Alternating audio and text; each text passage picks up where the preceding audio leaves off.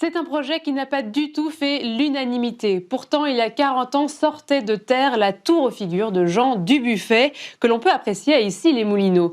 L'histoire de cette commande publique est racontée au musée de la carte à jouer lors d'une exposition en partenariat avec la fondation Dubuffet. Nous y avons fait un tour.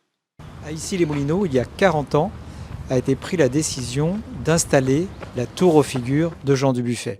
Une aventure qui démarre en 1967, quand Jean Dubuffet sculpte pour la première fois une tour qui deviendra la tour aux figures.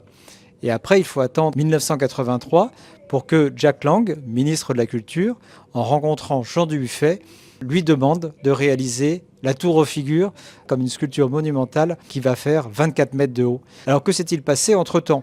L'aventure de Dubuffet, elle n'est pas française, elle est surtout américaine, où il reçoit des commandes prestigieuses, importantes, qui vont tout de suite le propulser dans un rang d'artiste international, aimé à l'étranger, mais peu apprécié finalement en France, puisque aucune grande commande finalement n'aboutit. Le choix d'implantation de l'œuvre a été un grand débat. Un débat qui a pris même une tournure nationale. C'est sur la place d'Italie qu'elle devait s'ériger.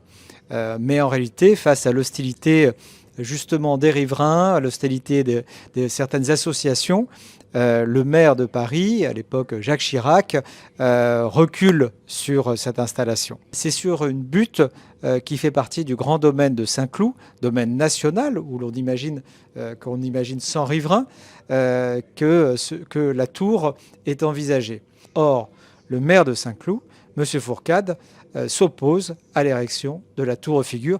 C'est François Mitterrand lui-même qui va trancher le débat en disant « Eh bien, ça ne sera pas à Saint-Cloud ». Et là, il faut tout reprendre. Et c'est Issy-les-Moulineaux qui va remporter la joie, la possibilité de pouvoir installer la tour qui sera opérée. Maintenant, on le sait grâce aux archives, exactement à la mi-janvier 1985. On est donc au début du mandat de François Mitterrand avec Jack Lang. La politique de commande de sculpture dans l'espace public va connaître une sorte de croissance, j'ai envie de dire, monumentale. Ces grands artistes vont être invités donc à produire pour le compte de l'État. J'en veux pour preuve Jean Tinguely, Niki de Saint-Phal et tant d'autres, Armand, César, et donc Dubuffet s'inscrit en fait dans cette dynamique. Tout cela est militant, d'une certaine manière politique. Il s'agit de faire en sorte de transformer le paysage français par l'art. C'est toute l'idée de ce renouveau de la commande publique.